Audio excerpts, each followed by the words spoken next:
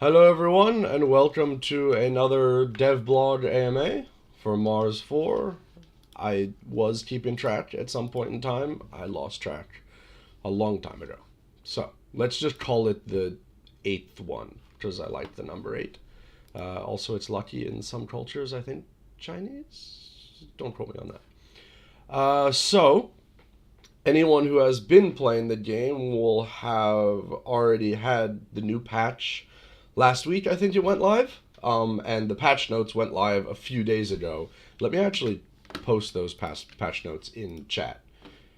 Next time, the next update's patch notes will come out the same day as the update. That was a mistake. Someone forgot to message someone else. That person, however, has been properly reprimanded, and they will never forget it. So where is patch notes? Is that? No. Here are the patch notes. Let's find the chat. There we go. Okay. Link to the latest patch notes have been posted in the chat. We should probably include them at the bottom of the video as well once it goes live as a video, not a live stream. And this latest update has been a bad word ton of fixes that the community has been reporting, and we've already about a week and a half into the next build, and what you should be seeing in the next build is we have a new character we're working on, a few more fixes, and more work on the interfaces, and no, we probably won't. We're working on adding in wallet integrations and stuff, but I don't think we'll see that in the next patch. That's probably be a couple patches down the line. Then, what other things did I talk about development-wise? Oh, vehicles. Vehicles probably aren't going to be on the next patch, but the one after, they most likely will be. At least some first test vehicles to drive. They've been coming along quite well. We've just been dealing with getting suspension systems and stuff like that working. Let me see if I actually have a video I can share for that. Apologize for the kind of impromptu nature of the stream, as no, normally I do prepare better than this. Today was not one of those days, though.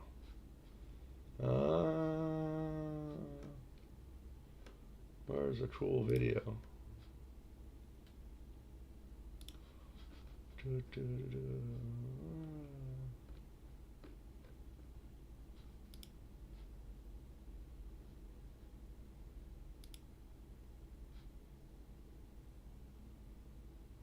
Oh, yeah, here we go.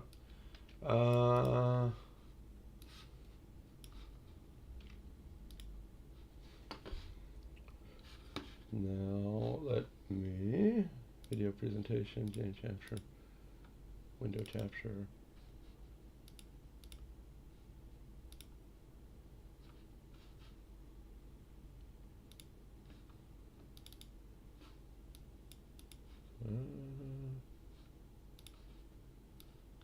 Okay. So here is our latest test. Like, ignore the fact that it's all untextured. It's because we're just testing getting the suspension and physics working correctly, which is actually interestingly tricky. So, as you can imagine, like, physics is basically just the main point about getting vehicle physics working properly is about the stiffness of suspensions and the constraints that you give them, because suspension in vehicles in games works in reverse than the way it does in real life. It's called inverse kinematics, which basically is the body of the vehicle is not weighing down on the suspension. Because if you were doing that, then you'd need to be calculating the suspension every single frame all the time.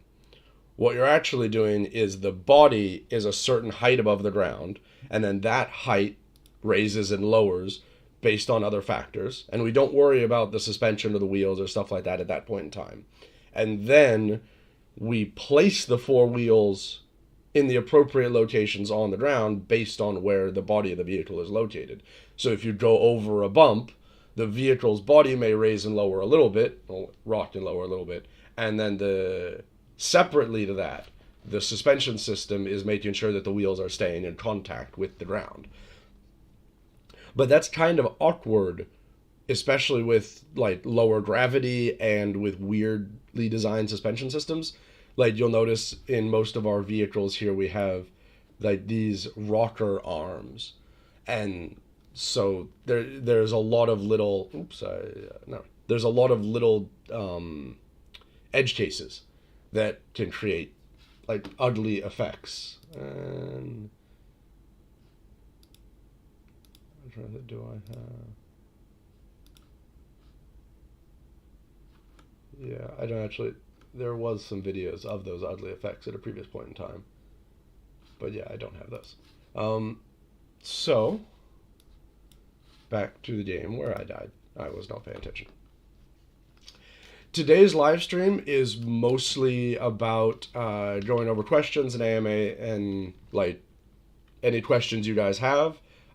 As we just put out a patch this week, there's not much new stuff to talk about that you guys haven't seen.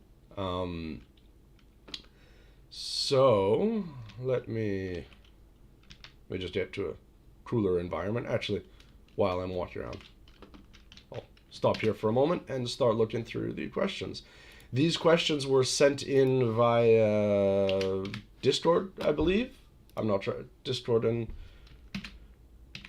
Twitter, maybe. And let me.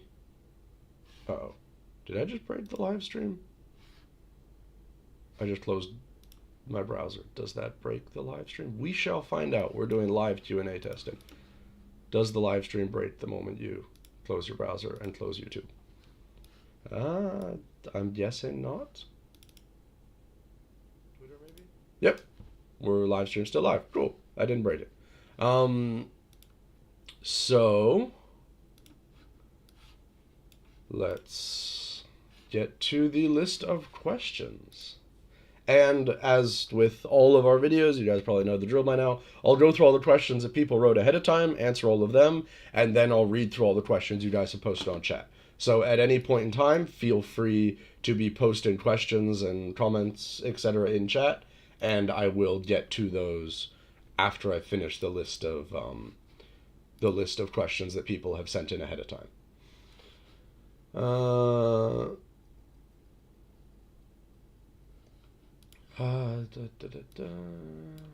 Where is... In closing my window, I also closed the list of questions that people had sent to me. It's been a very long working day. So, okay.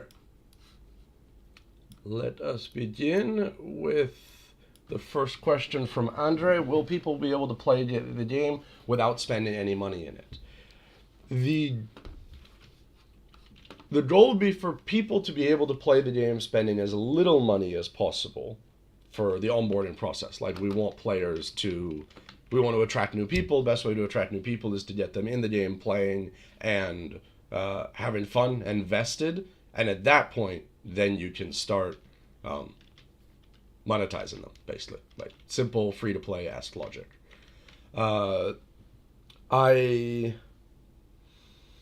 I can't give a hard answer on this yet because we just need to do more A/B testing. I think that that's probably what we'll end up doing, allowing people to play without spending any money, because that's what's shown to be very successful in free-to-play games. And due to the fact that pay-to-earn is kind of a very new genre, you'll have a lot of skepticism from people. So the ability that they can come in and play for free, and then we can address their skepticism because the game is actually fun. And then afterwards, once that has been addressed, once they're having fun in the game, then they can be monetized in standard free-to-play monetization ways, where they can be paying to save time or to get cooler things or to show off or etc. So that would be my goal. However, that's something that it requires more A/B testing to be able to say definitively. And the onboarding process is something that regularly changes in games as well. Like, as I'm sure you guys have noticed, like very often you'll have a game that will launch as a one-time purchase or a subscription, and then go free to play, or then like add in freemium models. Like, it's quite common for that kind of early stage monetization to evolve over the lifespan of a project. That was an incredibly long, in-depth answer for a simple question. So short answer, probably not. Like, you probably will be able to play without spending any money. When am I going to look like Obi-Wan Kenobi in Mars? We want custom Mars suit that we can create on our own. Blueprints to make vehicles, drones, automate, integrate the machines like furnaces to be connected to power that doesn't run out fast, drones that auto loot or harvest ores on their own. Well, one thing at a time. There's the very long feature set. The what was I saying? The creating your own suit and customizing your suit, that should be fairly soon. That's a feature that we're pretty far in development with already. As I don't think it'll be live this patch. It may be, though. We'll see. Or at least the first version of our new suit may be in this patch. But the full suit customization system won't be in this patch. If I had to give a timeline, I'd probably guess like 2 months maybe, before you have character customization in. And other things like blueprints to build vehicles, drones, automate, integrate.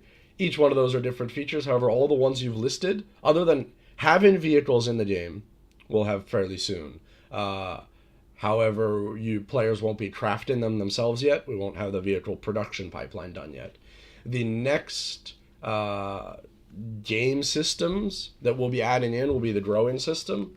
So the ability to build planting pots, to seed plants, water, hydroponic systems, lighting, heating, etc. That will be the next kind of gameplay feature expansion we add in. After that, then we'll be moving on to the power grid system, which is what you mentioned, connecting like the arc furnace to different to like generators and stuff like that, and that way you're not running around refilling everything independently. So that will be the third feature away. Hard to give a time estimate on that one. We have started work on the power grid system, but there's a lot of optimization considerations, so it's something that we haven't something that's going to take a little while to get done properly. About buildings and personalisation. Are you considering the possibility to upload to the walls or frames in the walls your own design? Ideally, these would be NFTs that would be eventually sold on the marketplace. Yes, we are. And when exactly we'll have that in, I'm not sure, but that will be that is something we are looking at doing, and it's not very hard to do. It's just hasn't been that high on our priority list, but it's something we will be getting in.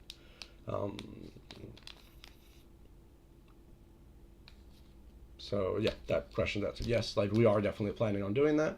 I don't have a clear date though. It's not on our short list. Also, is it possible to know which land number we're testing on? Yes, I've stated it publicly a few times. I don't remember offhand which one it is. Let me see if I can find it for you.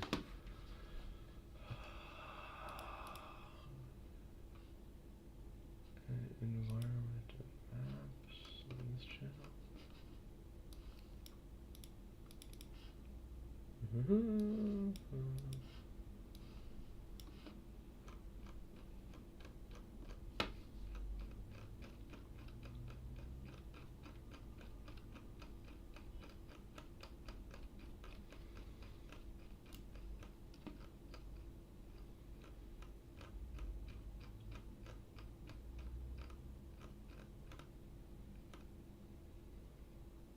Let's see.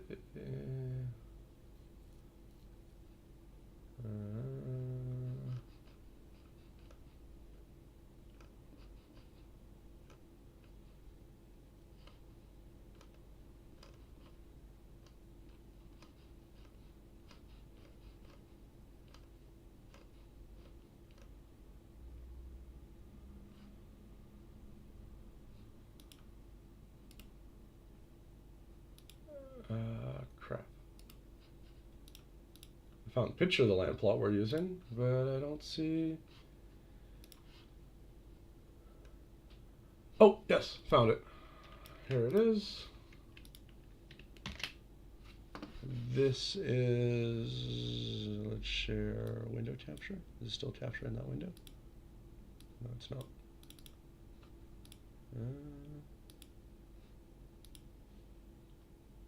Here is the land plot we are currently using. So that 34976. The crash site, like this crash site here.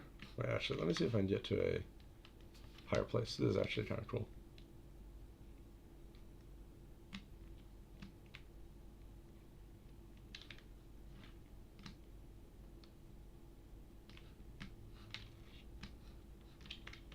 Okay, so now,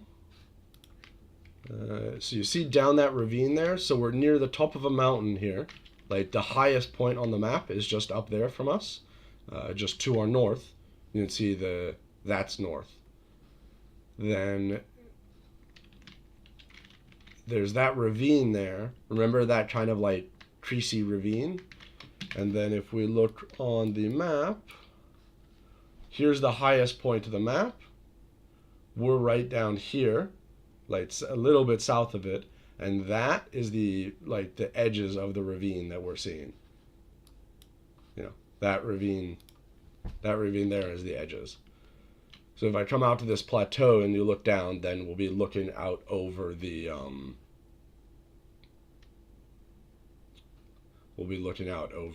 like flattish plateau area near the southern point, near the southwestern part of the map.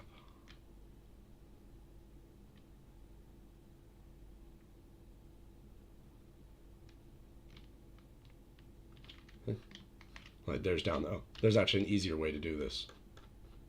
Oh, I can't actually fit the whole map on here at once. But see, so the highest point was right here. We're right here. And then if we continue looking this way, see this is that big flat open area that you see on the map. Here, like this flat open area. So like we're here looking this way, down in that lower corner.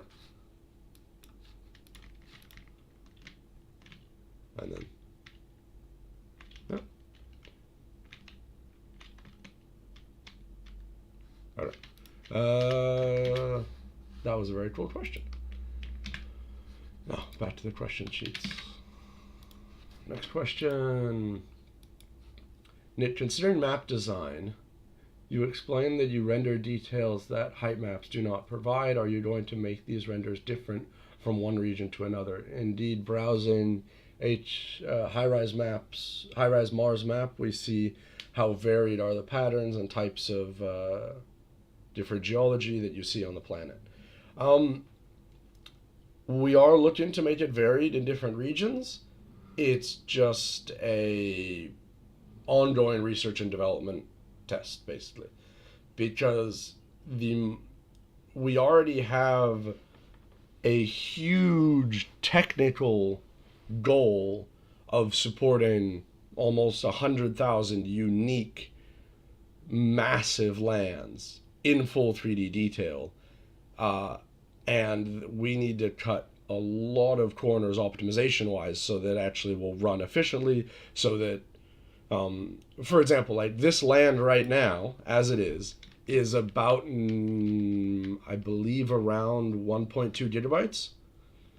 So think about it. If the player needed to download all that ahead of time, that's 100,000 gigabytes. If we stream them to the player as they go between lands, that's a really long time to stream. So there's a lot of work being put in to optimize that process so that we can get the download file as small as possible and or stream content of each map as fast as possible. Oh, there's a vehicle. I'm going to head down and see it. No,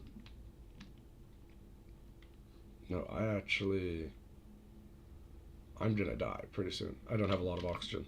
No, I don't. I want to see the vehicle, though. So there's just this constant balance between uh, the how much we can optimize and compress and how much we can have variation. At the end of the day, like, optimization doesn't affect quality of land because we're generating that at runtime. However, it does affect a bit of variety. It's harder for us to make a whole bunch of different unique lands that use totally different geology, etc., because each one will then need to have its own unique ways of compressing that data, as the data sets are different between lands. So it's something we're still looking into. I can't say a hard yes or no, because it's really just a question of how far we can push the optimization. Ah, it's the Shire, and it's buried.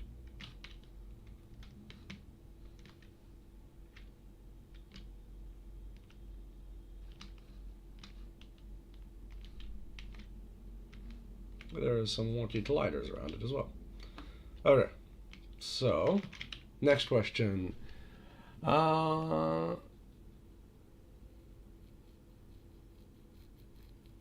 If you lease a land plot, can the tenant build on it? In that case, who owns the facility at the end of the lease contract? Yes, tenants can build on it, and the owner would be the owner of the land. So don't lease land if you're planning on building, like, massive structures or whatever. All the resources and stuff that the tenants have, like that they can all take with them. What would probably be the best recommended is at the end of your contract, or when your contract is nearing its end, just deconstruct everything. You'll lose a lot of resources because, like, you're scrapping it, but that yeah, if you really want to lease land and you really want to build something awesome on it, and you don't want to just leave it there afterwards, well, then deconstruct it. You'll get some of the resources back, and yeah, there you go.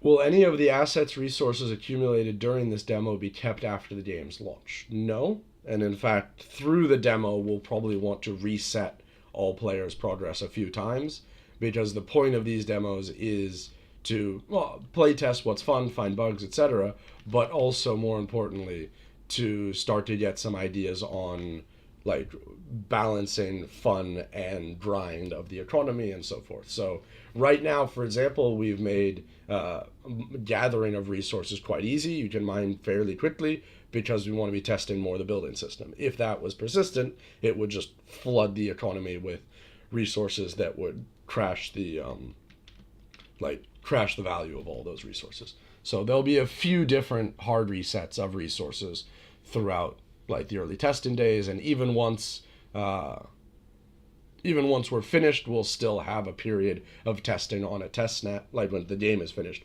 we'll have a period of testing and playing on a test net to get to properly balance all systems and stuff. Oh wow, my body just went flying.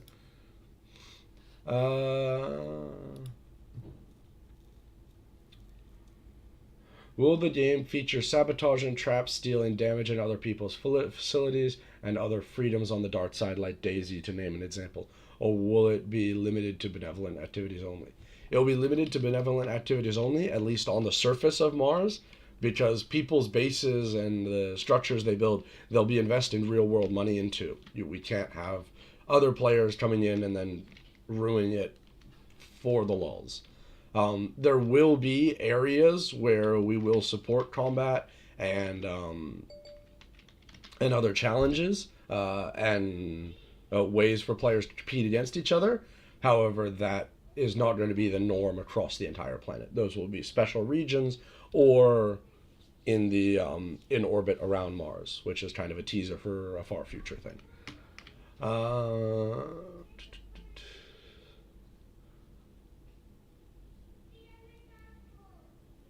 Would you consider including a special build mode in which you can pre-plan design a building structure in a more user-friendly building interface, and once the design is completed, provide a summary of necessary resources, and then perhaps deploy a little fleet of building bots that will build the structure facilities for you while you can start on other stuff.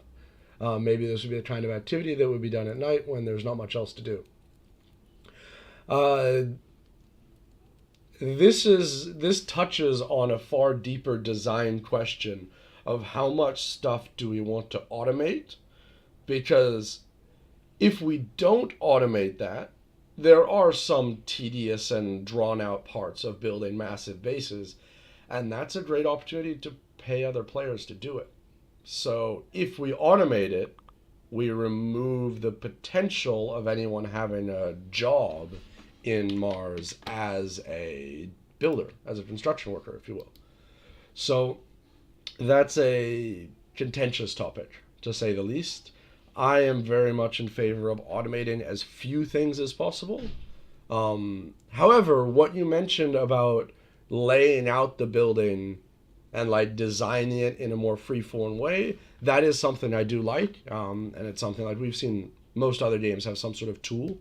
In that sense, we may produce a tool like that, or we may look at other modes or player abilities. Maybe you have a drone that could fly around and like place simple scaffoldings in locations. Oh wow, that's really beautiful. Let me take a screenshot of that one sec.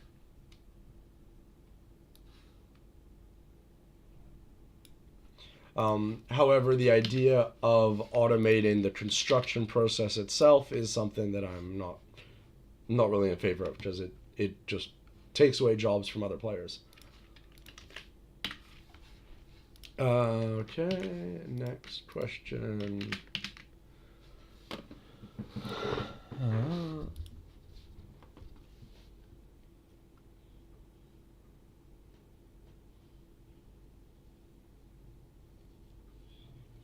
Almost 80% of the investors have just focused on price of the token in the short term instead of understanding the absolute value of the project. Can you tell us the motivations and benefits for an investor to hold the token long term? Well, I think it's similar to most situations. Like right now, the markets are down, the crypto markets are down, and this is the time when weaker projects, when projects, oh, that also looks really nice. I'm also going to take a screenshot of that. When weaker projects or projects that don't have the drive to truly complete will naturally get called out, and the stronger projects will remain. And this is the opportunity time to find those projects that you believe have that strength to carry through. Because as we saw with the last bull cycle as well, that the projects that did keep working and survive the bear cycle, when the bull cycle starts, they have a product, they have something, and profited from it ridiculously so. And this is more of the same again. So I think like selling when it's down is always it's just accepting a loss. And I think that getting kind of off topic here, I think that the important thing to consider right now is that the value of the Mars 4 token is, I don't think it's fully realized the state and how far along we are in development, how much we have produced, and where we stand against our competitors. As you said, I think people are just looking at token prices, and the token prices are just mimicking the market.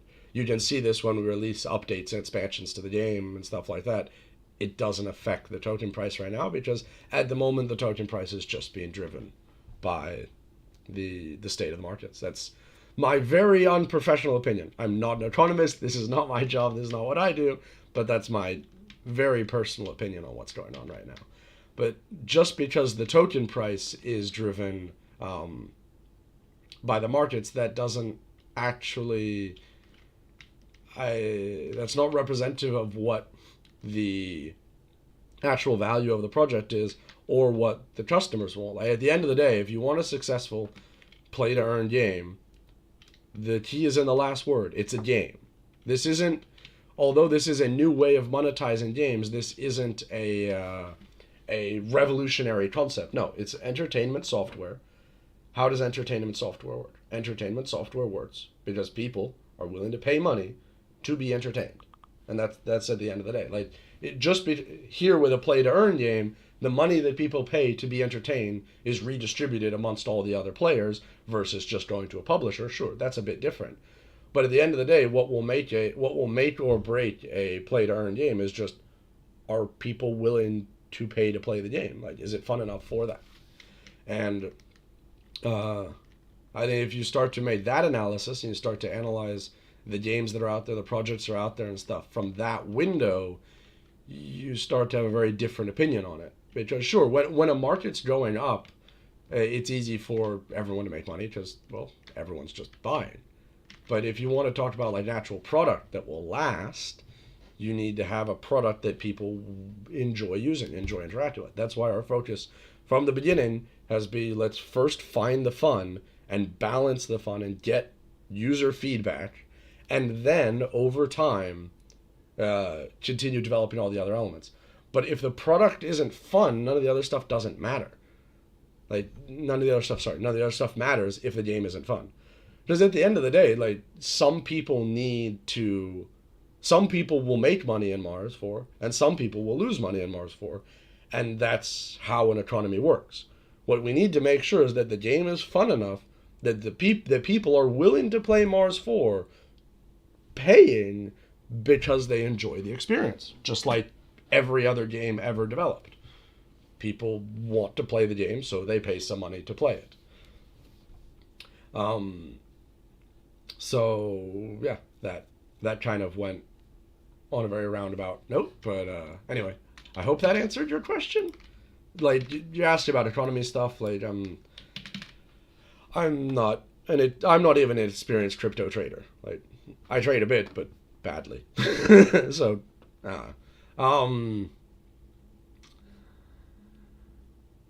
I guess actually I kind of answered the next question as well, which is please explain what advantage Mars4.me has over similar projects. How can you capture the most value from this nascent market for data governance, among others? What will that benefit? How will that benefit your token holders? The second half of that question, I'm not sure how to answer. Like once again, that's getting, I think, fairly deep into tokenomics and economics of that side, which is outside of my experience field. But the first question, what's the advantage of Mars 4? I think I kind of just covered it. Like we're one of the few crypto projects that's approaching this from a proper game design perspective. Like we have industry veterans and myself and many other people who have been doing this for 10, 15 years, and it's not rocket science. You have to make a game that is so fun people are willing to pay money to play that game, and then it will succeed. And a lot of crypto projects, I think, are focusing on the other topics. They're focusing on how, like, details of the economy and stuff like that. But at the end of the day, if the game is so fun people will pay money to play it, then the game will be successful, as long as you do some marketing. And I think that's where our competitive advantage really is that everyone talks about making a fun game. Every crypto project is saying like, oh, like making a fun game is our most important thing. I don't see many putting their money or their game where their mouth is. I mean, that's like, you don't know if it's fun if people aren't playing it. Everything on paper seems fun. Everything on paper seems fun. Even myself, if I design a game on paper, and when I do, there are always at least 30% of the features, and that's if it's a good design, that seem like they're going to be fun on paper, and then you put them into a game and you're like, wow, these are trash. Absolutely trash. Like, really trash. It always happens. It doesn't matter how experienced you are, you can't know. It's kind of actually like comedy. You know, like, you don't know if a joke is funny or not until you tell it to a crowd and see if they laugh or not. You can't, like, even the best comedians in the world, they all say it. You can't build jokes. You can't develop a comedy set alone in isolation. You need to have that crowd. You need to throw jokes to them and see what they do with it. See how it evolves. Game design is exactly the same in that respect. So I would say what, at least from my perspective, like from my department, what sets us the most apart is it seems like we're the only one who are actually we're the only one I've seen who are actually approaching this game development as actual game development. Like we're making an entertainment product, obviously. Highest priority is make sure it's entertaining. I don't see many people talking about that. I'm not sure why. But like this is play to earn games are not new. Like we've been making games for 30 years. And games have always been games. Even before games, we made board games and tabletop games and all sorts of other stuff. Like we have hundreds of years of experience, well, thousands even. Like if you want to go back to like our original like bone dice that Sumerians played, like we understand how games work, and games have always been the same core fundamental economic principle. It's so entertaining and so fun. People are willing to sacrifice their valuables to partake in that entertainment. And I feel like that's kind of forgotten a bit in the modern like pay to earn ecosystem. So our competitive advantage isn't that we have that theory, because theories mean nothing.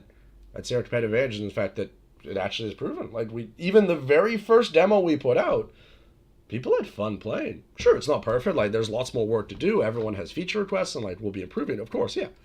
But the foundation is actually fun. People enjoy playing it, and that is really impressive for like the first very early like pre-alpha demo playable, for people to be having fun without you needing to pay them. Like people play our game just because it's fun, and I think that's, I mean, from my perspective, that's the biggest win. Because if they do that, then you can always figure out how to improve the monetization systems, how to get everything else working. But if the game isn't fun, it doesn't matter. Like, you're not going to keep making money. As soon as the markets go down, or as soon as people aren't profiting from playing the game, the economy of the game will instantly die.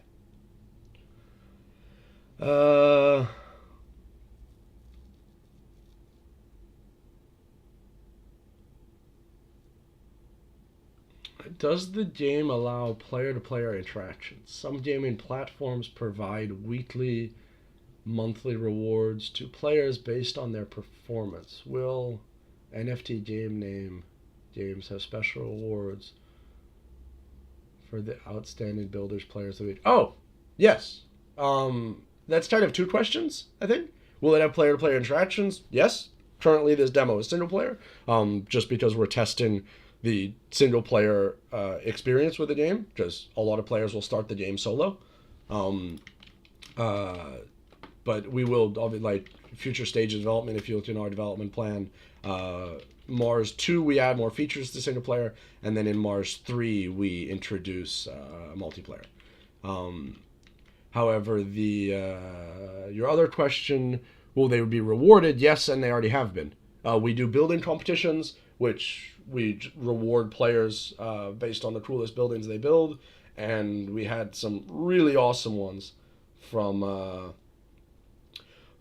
the last competition, and we'll be doing more building competitions soon.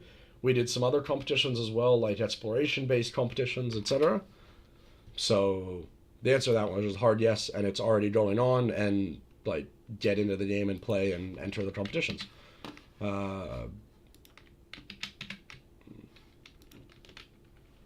One sec, I was just taking more screenshots. Next question.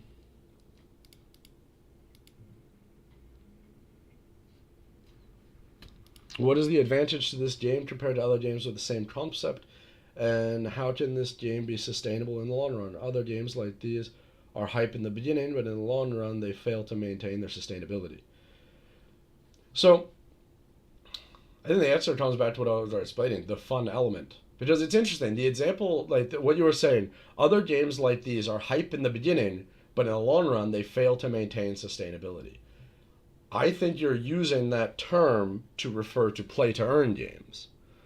Whereas if you step back from play-to-earn, you don't think about crypto for a moment, and you think about games, then this type of game, like survival, building, exploration, colonization kinds of games, like using very similar feature sets to what that we're using, are the games that we've found through metrics to be the most sustainable.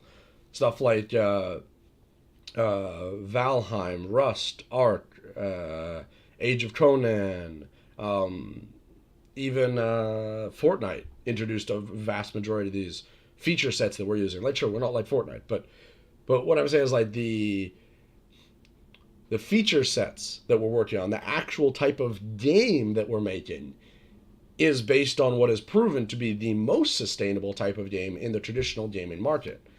Um, and that's why I believe we will be sustainable, because that focuses on fun. We already know it's fun. The public, like random people, have played it and enjoyed it and kept playing it long past they had to. Well, not they had to, but like kept playing it long past they first tried it because they were actually having fun. And I think, as I explained before, I think that's the failure in the crypto, like the play to earn marketplace that we're trying to address. Well, not trying to address. Like, we're just the what's the right word? Like, it's a failure of lack of experience in designing and producing games, in my humble opinion. It seems like very kind of narrow sighted. Like, so much focus on the crypto and not enough focus on make a good product. Because at the end of the day, crypto is just the method you're paying for a product. But the game will sustain because people like the product enough, they will pay for it.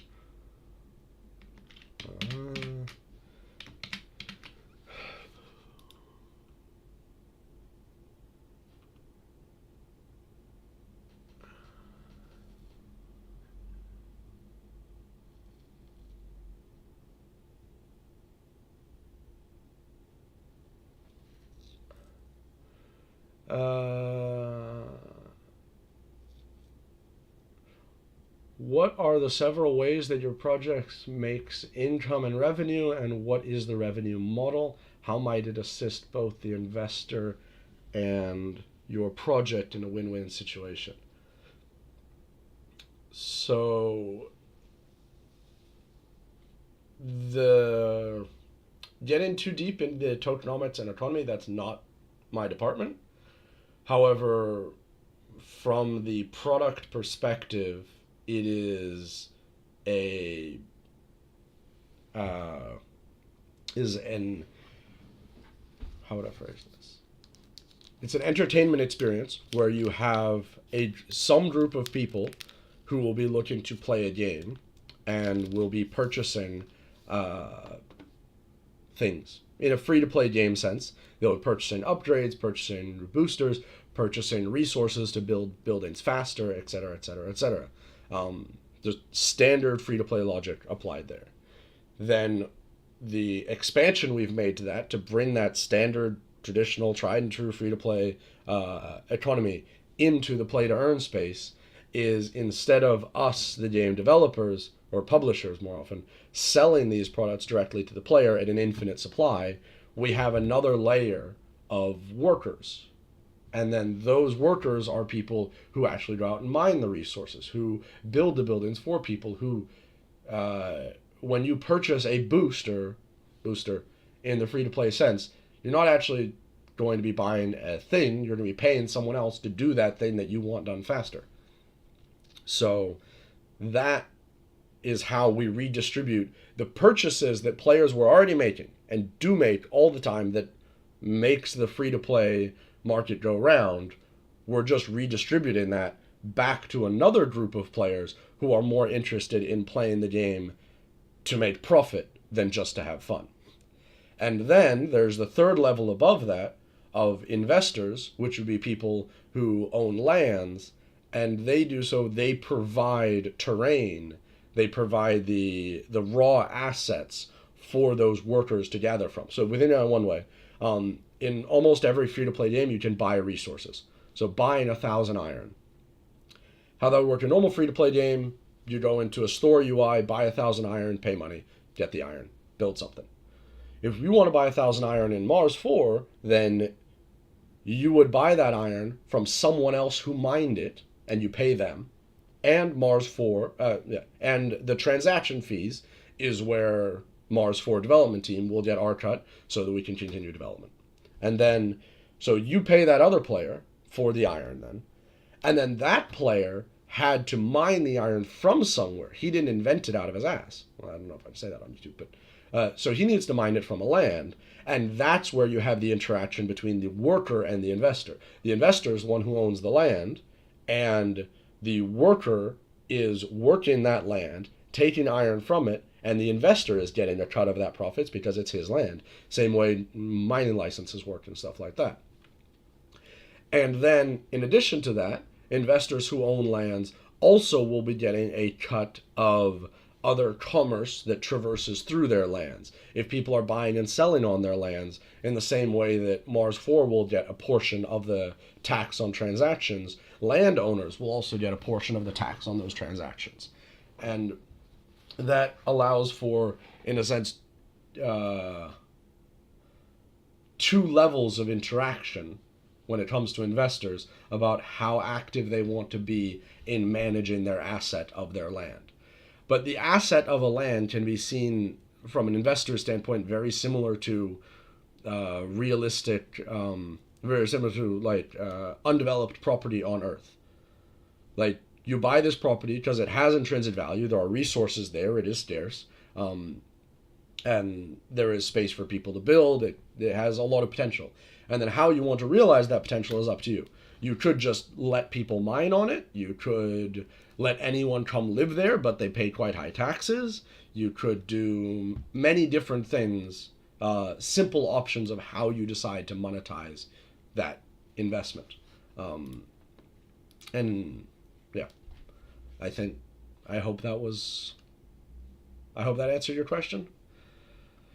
Staking, farming, and NFTs have proven to be very good ways to attract users and improve adoption. What are your thoughts and plans on these features? Do you have an audit certificate, or are you working to audit your project so that the security of the project becomes more secure and reliable? This is so far out of my department, I'm not sure, but I'm pretty confident I've seen in the management chats people talking about an audit certificate that we have. So I may be wrong. Like, if there's a community manager here and someone has a link to it, please do post it. But I'm pretty positive we've already been audited successfully, and that's been posted. If someone has that on hand, that would be great. I don't even know where I would look for it, but I'm 99% positive I've seen people talking in the management group chats about, like, where is this to, like, how do I post it, like, who should we send it to, like, stuff like that. So, and like where it goes on the website and stuff. So I'm almost positive we have been audited. In terms of staking, farming, and NFTs, there are people way more experienced than me who are working on that, and I don't know that much about those more like crypto focused elements. I am the product guy. I make the game. Well, no, I don't. Everybody makes it. We have a team of like 20 something people. I stream at them and make sure they make it on time. No, that's not true. In fact, actually the opposite. I spend more of my time telling people to slow down than to work harder or speed up. Because creativity doesn't work if you're on a deadline, and really passionate people always overwork themselves and then burn out. So realistically, like, half of my job is just telling people, like, okay, this is good, slow down, you've worked for like 16 hours today, go take a break, let's get back at it tomorrow. So yeah.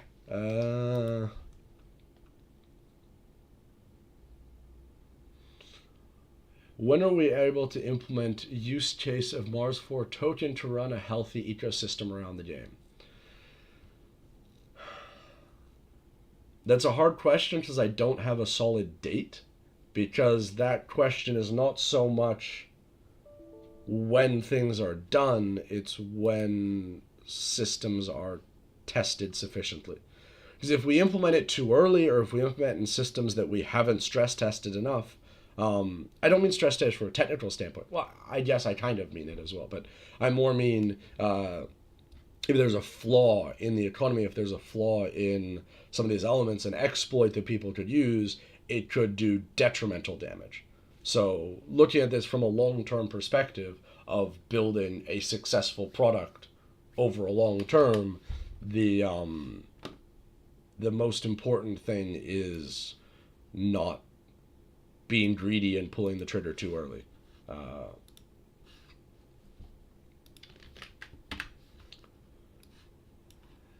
So yeah, I don't have an exact date to tell you there. They'll, I mean, you'll see it coming because we'll do lots of dry runs and we'll be doing like demo integrations and stuff. The initial wallet integrations we want to go live, I think in about a month and a half. Um, the At that point there won't be any. Uh, yeah, I don't really actually have a good answer for you there. It's there's a joke in game development that's existed for ages. What like when is it going to be ready? And the answer is when it's ready, and that's true. Like there is there's a reason why that idiom exists because it's hard to know when something's ready. The only way you know a system is ready in this like of this kind of thing, the only way you know a game is fun is when you give it to people and they say yes, it works, it's not breaking, or B, like they say it's fun. When is game market going live? I'm not sure. That's also outside of my department. We're designing the marketplace system to run on the website, separate from the game, so you can always do trading and stuff like that, even if you're not at the game or if you're from your phone or wherever. And that's under the web dev team. I don't have a good answer for that. I know they're working on it. We've been working on it for months. I'm not sure when it goes live. Uh, are you considering getting a close partnership with $ILV? I have no idea what that means. I am just a simple game developer. I know not what you speak of. Probably. I mean, we have a partnership team who is dealing with partnerships, but that's so far above my pay grade. Um,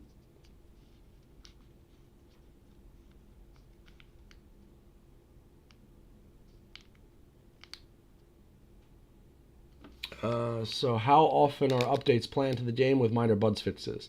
The stage of construction is especially disturbing as it's necessary to destroy large volumes of construction and even already glazed domes, since the domes not allow you to put down a wall. Every time we do a patch, that won't happen. That specifically happened because there were flaws in the construction system that we didn't catch before launch. So now they've been fixed. But the next patch, I don't think has any interaction with the construction system, just like UI stuff. So it shouldn't cause any problems. Patches we're aiming for about minimum once a month, ideally about once every 2 weeks. But as I said, every patch won't cause those issues. That specifically happened with this patch because there was issues with the building system that caused that. But once yeah, but that is not going to be the case with every patch, and in fact, it should be quite rare. I think with this latest patch, like once people rebuild stuff, or like you deleted the broken building pieces that we couldn't unbreak. Because the problem, what happened, like with the domes and stuff, is there was flawed logic in those building pieces, and players placed them, and that logic was saved in their save file. So then, even if we updated it to fix the systems, well, if we only fixed the logic, when players tried to launch the save file, it would break because the save file would have logic that isn't in the game. So we had to do some extra work there where we made sure that incompatible logic didn't break the game. It just kind of did the wonky stuff it does, where you really need to destroy it and build it again. But that only happened because of this specific situation where people built stuff that had flaws in it, and then that was saved into their save file. I'm sure that this will happen again at some point in the future, like Murphy's Law. But I believe since this last patch, we haven't had any other issues with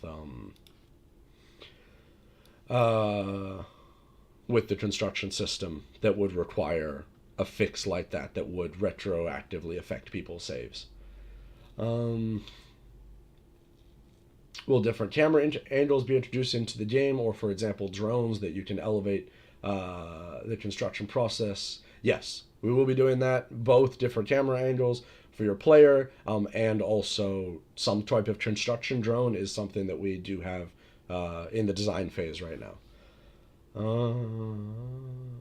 And also the drone would be useful for like taking screenshots of buildings and stuff like that. Because I noticed like even myself, like everyone was building like these big scaffolding towers and stuff to get cool perspectives. And when we saw that, we're like, yeah, we need to add a drone for people to make screenshots and stuff.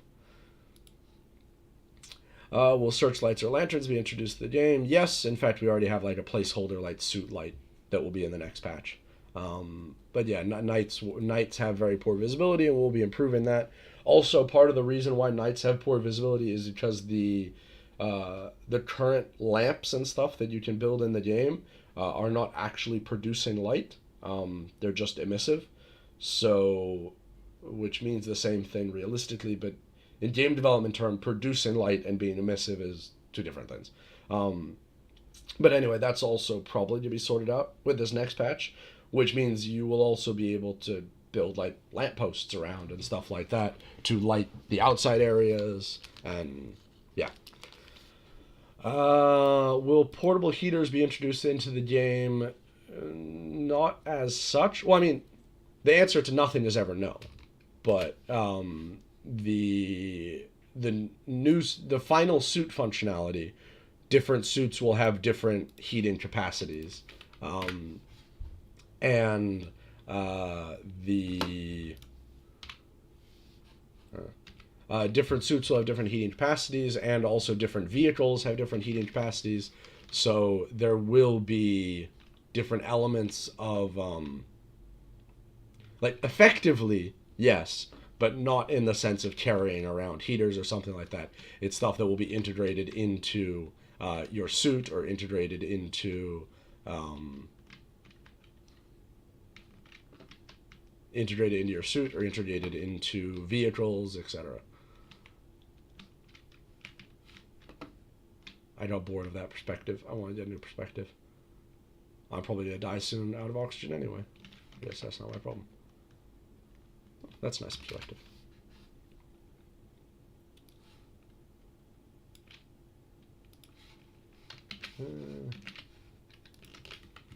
Okay, so next question.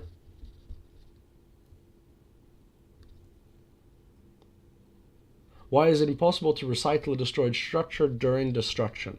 This is logical, given that they're all metal. Yes, we will be adding in a scrapping element, so when you destroy buildings, you will get some resources back.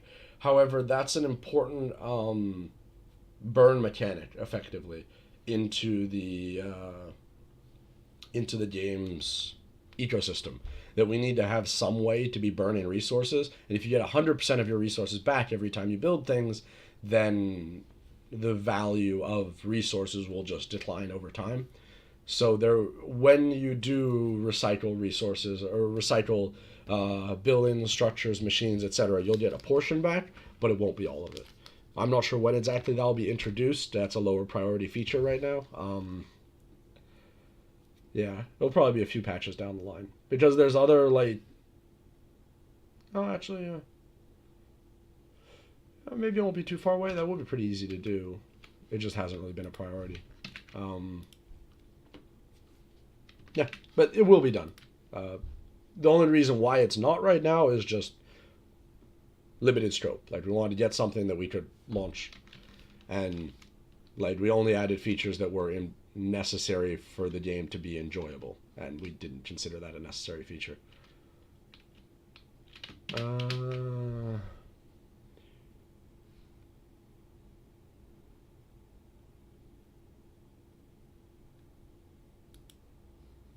Why is it impossible to move objects indoors? You want to achieve the ideal, but for this you have to destroy and create them again many times. Oh, you mean like pick up machines and place them down again? Yeah, it's functionality that hasn't been introduced yet. We haven't decided exactly on how to do it yet. As I said, destroying things is part of a burn mechanic, but I don't think it will apply to machines necessarily. But yeah, the only reason it hasn't been done is just like this is still an early demo. There's a lot of development to go. Tell us about the nearest plans for improving the game. What content will be the new content that will appear? So I said like the next three things to be added in will be a growing system, which also include a food and water system. So like, the character will need to drink and eat. growing system with hydroponics, composting, soil treatment, harvesting, etc. Um, Vehicles, drivable vehicles, and the new character, the new like spacesuits. Those are the three things, and in reverse order, it'll probably be suits, vehicles, growing system. And that's along with more UI improvements and stuff like this. Like, as you can see, we're kind of halfway through. Like this UI is the HUD is updated. This UI is kind of updated, but then you have like the build menus and stuff, which are still quite out of date. There's a lot more little features and little polishes and stuff like that. But the that covers the main ones. I'm very interested in the question of structural mechanics. What will be the improvements? Um, there will be a lot of changes to how how we test if buildings are structurally sound. However, what exactly our final decision is there, we're not sure yet. We're still collecting feedback from people and finding the right balance between realism and creativity is a very blurry line. And we haven't yet decided where exactly we want to land on that line. That's something, right thing, like we'd love feedback on. Like what's your feeling? Like right now, it's very unrealistic how far you can build away from a building, but at the same time, like away from a foundation. But at the same time, it does give you more creative freedom to make cool buildings. So I think where we're at right now is far too much of an extreme in terms of like you can basically build anything. What I would like to probably do is reduce overhanging structures significantly, but add in a new building component of pillars, where like you can build long overhanging surfaces, but you need to build in support pillars below them. When will the vehicles be able to try out? As I said, I think we should have initial drivable vehicles in a month or two, at least the first test versions, to start gaining feedback. Transport will be huge. You said that for a storm it would be great to have a garage to keep transport intact. Will there be some garages, garage and double locks? Yes, we'll be introducing like garage doors, like doors that close and open that will be big enough for you to drive vehicles into so that you can actually like protect them, shelter them from the elements.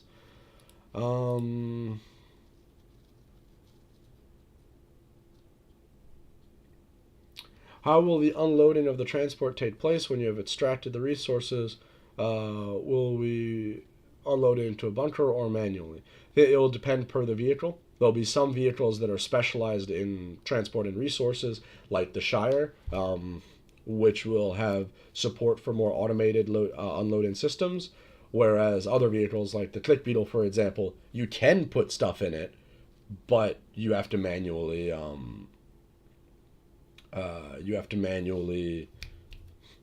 unload it and load it and stuff like that because it's more like a normal car at that point. So the more specialized the vehicle is in resource transporting, the more automatic systems it'll have to optimize that process.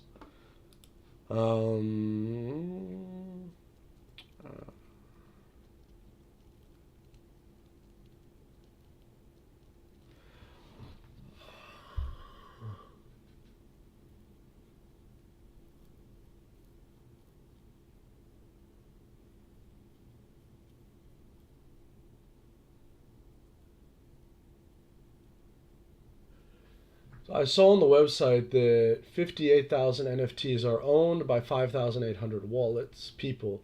That means an average of 10 NFT lands per investor. I wonder if, let's say, I can afford my own NFT or maybe two, who am I competing against and what am I trying? What I'm trying to say is to have so many lands owned by so few must mean there are some whales right there. What I'm concerned about is always having a lot of resources and voting power.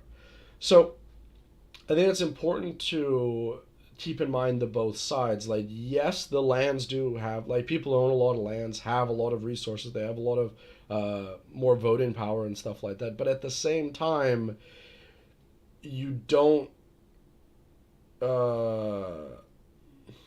you don't have the what do you call it? You don't have the value is not exclusively in the number of lands you own. It's also in what you do with them and how you do that. So it's very reasonable that one land that is invested in and is not invested financially, but like had a lot of effort put into it to build a colony, to attract people to be living there, to have people mining the land and paying taxes for it, etc. That can be very profitable. And the fact that other lands exist out there does not necessarily have a negative impact on your lands or your ability to operate. It's not like they'll be able to vote you off of Mars or something. You can just assume that, just like in the real world, like when legislations and stuff like that are made, or in the DAO, for example, decisions are taken, they'll probably favor people who own more lands, as is kind of common. But there won't be decisions there that could detrimentally affect someone with few lands. We would protect that, because the although people who are investing in the project now are ones who are helping bring it to life, and so they're very important to us. We'll do our best to make sure they are rewarded. Long term, it's the larger community of players and smaller investors that will make the project successful long term. Because if you only have investors, no one's playing the game, no one's making any money. So it's counterproductive for us to allow it's counterproductive for investors to want to take advantage of like normal players or someone who just owns one land or something like that, because it will actually be counterproductive to them being able to make a profit. So I don't think that's really a problem you need to worry about. There is, even if you just own a single land plot, there is plenty of land there. There's a lot of resources there. There's a lot you can do with that. And the fact that the guy next door to you owns 10 isn't really a problem. You just need to think of what's something you can offer that he's not offering. And maybe that's letting people live on your land for half the taxes that the guy next door does. That already is a big offering. Like, there's a lot you can offer with that.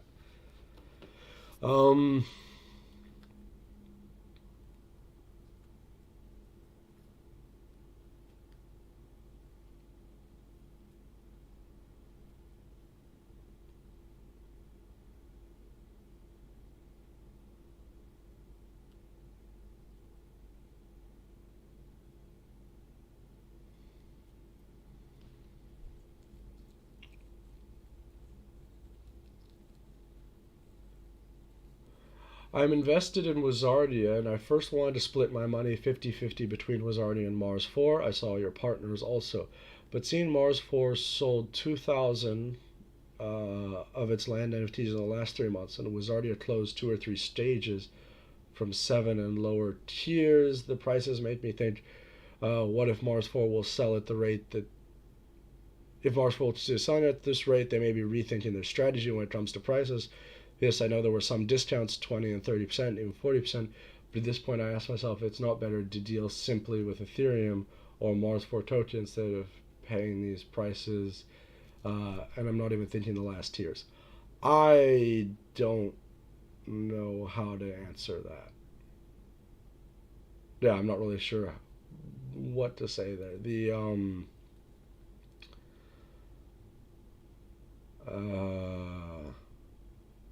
Yeah, that's so far out of my realm of knowledge, experience. I'm not sure how to answer the question. And the important thing just to keep in mind is that although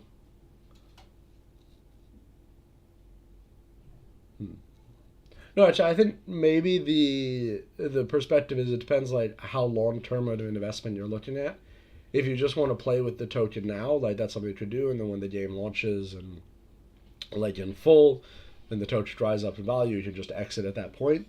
However, the lands are a more long term investment due to not just basic scarcity, but also like their locations and where you buy them and stuff like that. So It's, I guess, maybe different kinds of investments and different kinds of trading play depending on what you're most interested in. Yeah, and that's best time to say. More than that, I don't know. Talked about like prices and paying in ETH or Mars for tokens. That's so far above my play grade. And the last question: will players be able to play the game, not the demo version, but the real game, without spending money? Yes, that was the very first question that I answered, which is I can't say for sure because we may want to there we need to do A/B testing to see what gets us the best onboarding of players, what produces the best economy within the game, etc. And that not for us, but just like for all of us, for all players and landowners and the Mars 4 studio. But my goal, and I'm pretty sure that yes, it will be free for new players, because as we've seen with free to play systems, it works really well, and like it allows you to get more people in the game earlier, get them playing, having fun with the game, and then only once they're vested in the game and the experience, only then do you start like monetizing them effectively, instead of forcing them to make the decision ahead of time to pay money before they even know if they're going to like the game or not. So how exactly that's to be dealt with is a much larger question, which will require a lot more testing, as I said in the beginning, but I'm pretty confident it's going to end up being free to play. Okay, that concludes all of the questions that were written down ahead of time. And now we have the questions that everyone had posted during the live stream. So let's go through this. Question number 1. Why does it say June 16th? It says June 16th. I have no idea where it says June 16th. I do not know the answer to the question. That is one of the few questions I have no idea. Hey Nick, what's up? Hey Fuzz, not much. Yourself? What are the plans to keep motivation of the players, because everyone will quickly build buildings, survive on the planet? What will motivate you to play further? Maybe some scientific development will get out of control. So the current demo only includes a very narrow set of our full features that are still in development. As I discussed already, we'll be adding vehicles, growing systems. So there'll be a lot more detail to add to that. And in these early stages, our focus is about testing systems, balancing them, and making them as fun as possible. It's not exclusively about player retention at this point, because we're still in a very early stage of development. Once we get to our full feature set and the game goes live, then we enter into what's called live ops, live operations of a game's life cycle, where you have constant monitoring of the player bases and analyzing that data to make decisions on what we need to introduce to the game. So this is where you see stuff like seasonal events and new expansions that add new content, etc. It's excuse me. It's a traditional way of running any games as a service. It's not rocket science, and we'll be using that same tried and true method. Events, seasonal events, expansions, add in new content, shifting focuses and stuff.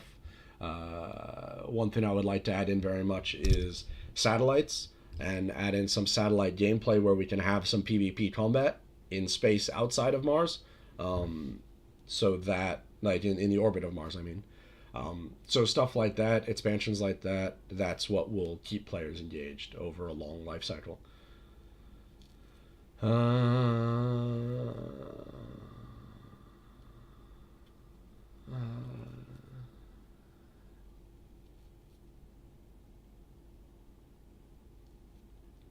What items in the game will require game currency?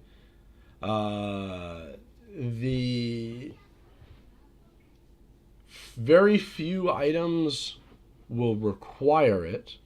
The system is designed such that just anything can be purchased or traded with other with other players. So it's not a question of like iron won't cost in-game currency. You can go mine it yourself. But if you want a lot of iron and you don't want to spend a whole lot of time mining it, you buy it from the market using in-game currency from other players. And that applies to basically everything. And as you get more advanced things like to the growing in vehicles and vehicle systems and engines and shielding and stuff like that, or rarer resources, like it becomes more and more valuable to just purchase them from the market from other players versus trying to produce them all yourself because you have limited time. All players have limited time. Time is your resource. So it's a question of where you want to be investing your time. When is the MCC and purchase of vehicle NFTs? I'm not sure. That's from web department. I don't know. Soon.tm. When is suit customization coming? In suit customization is still a little bit down the road. We still need to build a lot more interfaces and architecture for that, but we've built the pipeline for all the customization, and we'll be having the first characters in game, like of these new customizable characters, probably in a couple weeks, maybe a bit more. We'll see, but they won't be customizable, at least in the start. And are you taking inspiration from other games about the colonization of Mars? Yes, all of them. Like literally every weekend, we're all playing different Mars colonization games, getting ideas, getting feedback. But not only Mars colonization, also just general building games, etc. Because you never know where you're going to find features that you like and will fit in your game. It's kind of part of the generic research of being a game developer, always trying new things that have interesting functionality and stuff.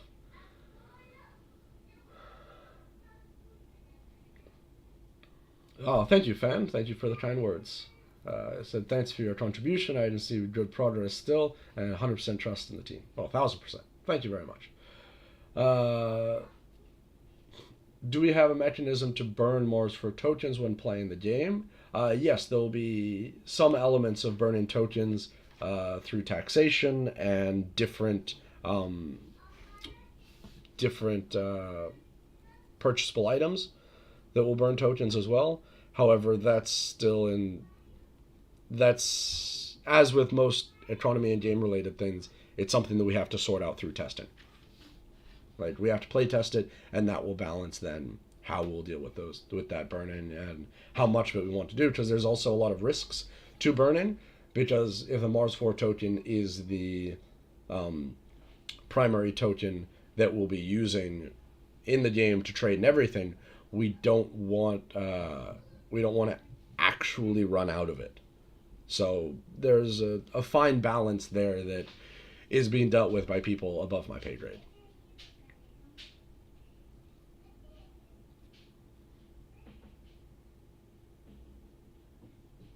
Would it be possible to add a slide motion transition to run motion from sliding down a hill or an uneven surface to make it smoother to travel by running instead of Iron Man landing animation? It would be possible, just takes more time. It's not a priority right now, but we'll look at it in the future.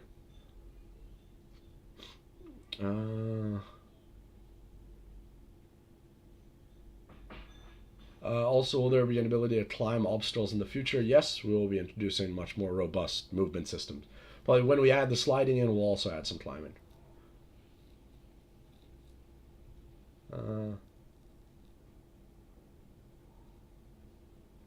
Nick, you're doing great, but the development of the game is slow. Is there any plans to move faster? I think you underestimate how much time games take to develop. To develop an average game takes years, and can go up to decades. Something like StarCraft 2 took over 10 years to develop. It's very rare, and those are games that didn't even include like uh, pay to earn systems and play to earn systems and economy accounts, databases, server hosting, etc. The average MMO can take like really long time to develop. So far, I'm quite pleased with our development pace. It is for what the game is, for how complex a play to earn game is to develop. I think we're reliably meeting all the deadlines we placed and even a bit ahead of schedule at times. So I'm pretty happy with our development speed. And of course, like with everything in life, nothing is linear. Like there'll be moments where we'll release content that feels like development's going faster, and then there'll be moments where development may be going faster, but it's not in areas that players see, so it feels like it's going slower. So that's only so much that can be done there.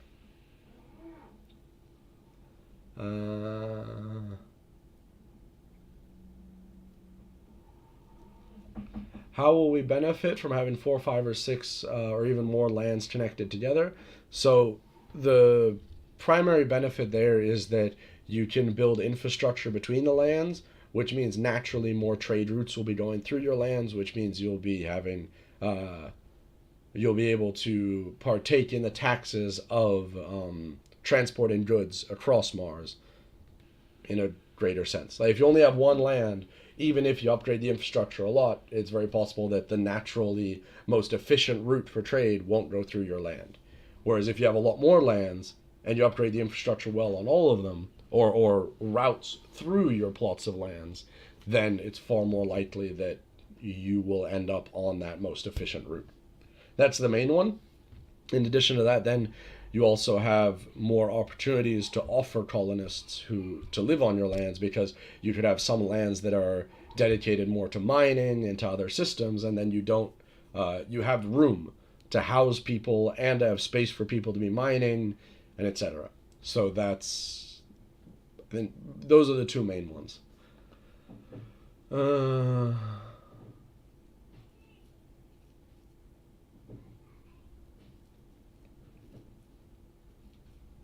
A common problem is that nowadays most investors are only interested in initial profits and ignore long-term benefits. So can you give us some reasons why they should hold their tokens in the long term? I think stuff that I've been discussing before, that through the bear market, everything goes down. And when a bull market comes back, and when uh, people start looking at it favorably again, then you'll have a situation where the projects that lasted through the bear market and just put their heads down and built something really impressive, they will be runaway successes, because what's the expression? Sorting the chaff from the wheat, it is. Where naturally, like, and that's the moment where you benefit. And then you get to that point, and then you can build on that. Because when we're in a position then to be a product that people want to play and are paying to play, and customers are paying to play, that's when we enter into the more persistent, stable growth state. And at that point, then, like, not only will the price of everything skyrocket, but you also have then a more consistent growth, because you've designed a product for customers, not for investors. There's an odd thing, and I've been at odds with people at times in the past discussing this, because from my perspective, but obviously I'm biased because I'm a product guy, is that the thing that the investor should be asking about is the product. The investor should want to know the product is good. And I think that's something that is not always done in the crypto market space. And I think that that's maybe a sign of an inexperienced versus an experienced investor. An experienced investor will be evaluating the quality of the product on offer, or like the quality of the product from the perspective of a customer. Because if the customers don't like the product, then the project will fail. If the customers do like the project, if you can see that this is a good product that customers will like, then there's real potential. When will you start selling traders? If I'm not mistaken, there's 888 of them. Yes, there are 888, and I'm not sure when those sales will start. That's also outside of my department.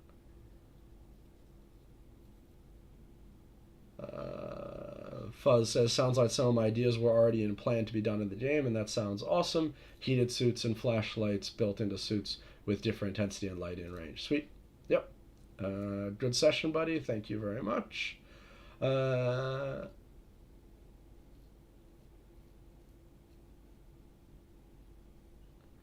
you briefly explain the most important milestone that your team aims to accomplish before the end of the year or in the future? What could the project look like in 2022 and beyond? So before the end of the year, we want to have a majority of all the game functionality in. So that's vehicles, vehicle production, growing, fleshing out mining and production system, crafting system, suit customization, and suit crafting as well, and wallet integrations and stuff. So you'll be able to interact directly with having your NFTs in the game and stuff. Those are the goals for this year. And then early next year, we aim to be integrated, to be adding multiplayer support, so players will be able to be playing together. And that's kind of the short, midterm goals for the project.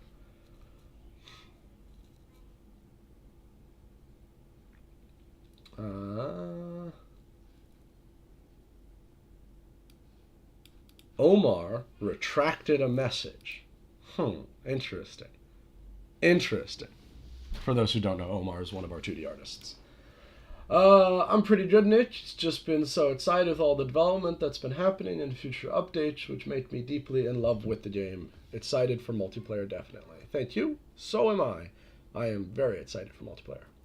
So I think with that, we come to the end of the AMA. That was an hour and a half of questions. It was grueling, but I survived. Will there be a wait to get more land in game methods in the future? I don't think so, but once again, that's a question more for the tokenomics and economics team. But I don't think there will be a way to get land from in-game methods. Oh, no, kind of. That's not true. I guess what do you call it? Oh, it's been a long day. You would be able to get land in the game, but not through any system. You can play the game as a player, be mining resource, for example, selling those resources on the market, slowly collecting profits over time, and then reinvest those profits into purchasing a land. So you could do it that way. But it's not like a system to do it. It's just, naturally, because it's a play-to-earn game, you can play and earn and then reinvest if you want. Or you can just take the money out for blackjack and hookers. Okay, guys. Cheers. Good evening. It was a pleasure speaking to you all, and hope you enjoyed the AMA. And I will see you guys on Discord and on the next AMA. Goodbye.